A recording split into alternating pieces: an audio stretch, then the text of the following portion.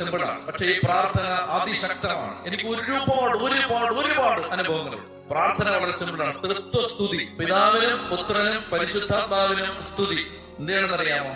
ഈ ജപമാല എടുത്തിട്ട് ഓരോ കണ്ണിയിലും ഓരോ മണിയിലും പിടിച്ചിട്ട് ഇങ്ങനെ പ്രാർത്ഥിക്കണം. കുരിശൊന്നും വരയ്ക്കണ്ട, ഇങ്ങനെ പ്രാർത്ഥിക്കണം. പിതാവിനും പുത്രനും പരിശുദ്ധാത്മാവിനും സ്തുതി, ആദിയിലെ പോലെ ഇപ്പോഴും എപ്പോഴും എന്നേക്കും ആമേൻ. അങ്ങനെ 10 എണ്ണം കൊണ്ട് ചൊല്ലുക. അപ്പൊ സ്വർഗസ്ഥനായ പിതാവെ ചൊല്ലാൻ ഒരു മണി ഇവിടെ ഇതാ വെയിറ്റ് ചെയ്യാം. അവിടെ വരുമ്പോ ഇത് ഓർത്ത് വെച്ചിരിക്കണം. പരിശുദ്ധാത്മാവേ ഒരു കൊടുങ്കാറ്റായി, ഭർത്താവിന്റെ പേര് മോനച്ചൻ എന്നാണ്. പരിശുദ്ധാത്മാവേ ഒരു കൊടുങ്കാറ്റായി മോനച്ചന്റെ ചങ്കിലേക്ക് ആഞ്ഞടിക്കണമേ, മദ്യപാനം എടുത്തു മാറ്റണമേ. പിതാവിനും പുത്രനും പരിശുദ്ധാത്മാവിനും സ്തുതി, ആദിയിലെ പോലെ എപ്പോഴും എപ്പോഴും എന്നേക്കും ആമേൻ. കഴിഞ്ഞാൽ 10 എണ്ണം, അങ്ങനെ 10 എണ്ണം കൊണ്ട് കഴിഞ്ഞാൽ ഇതാ സ്വർഗസ്ഥനായ പിതാവ് ചൊല്ലുന്ന സ്ഥലത്ത് എന്ത് പ്രാർത്ഥിക്കണം? പരിശുദ്ധാത്മാവേ ഒരു കൊടുങ്കാറ്റായി ചാക്കോച്ചന്റെ ചങ്കിലേക്ക് ആഞ്ഞടിക്കണമേ. ചാക്കോച്ചൻ എന്ന് പ്രാർത്ഥിക്കണം, പരിശുദ്ധാത്മാവേ നീ ഒരു കൊടുങ്കാറ്റായി അന്നമ്മയുടെ ചങ്കിലോട്ട് ആഞ്ഞടിക്കണമേ, അവളുടെ ഈ പിടിവാശി എടുത്തു മാറ്റണമേ. ഇതിങ്ങനെ ചൊല്ലിക്കണം. സ്വർഗസ്ഥനായ പിതാവേ വീണ്ടും ചൊല്ലണം, പരിശുദ്ധാത്മാവേ ഒരു കൊടുങ്കാറ്റായി.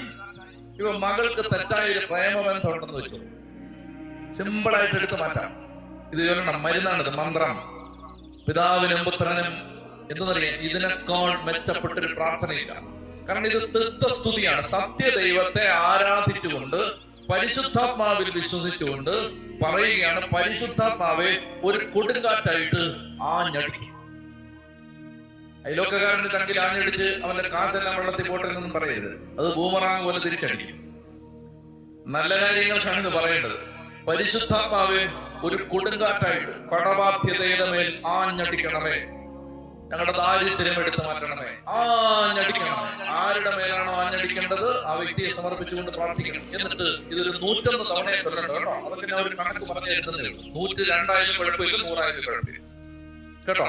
101, ഇനി 101 ചൊല്ലിയില്ല കിട്ടിയ ഭയങ്കര കുടിയനായി മാറുമെന്നൊന്നും വിചാരിക്കരുത്. 99 കുഴപ്പമൊന്നും. പ്രിയപ്പെട്ട മക്കളെ, ഞാൻ പറഞ്ഞു വരുന്നത്, പരിശുദ്ധാത്മാവാകുന്ന കൊടുങ്കാറ്റ് ആഞ്ഞടിക്കുമ്പോ ജീവിതത്തിന്റെ തകർച്ചകൾ മാറും. പരിശുദ്ധാത്മാവിനെ വിളിക്കണം.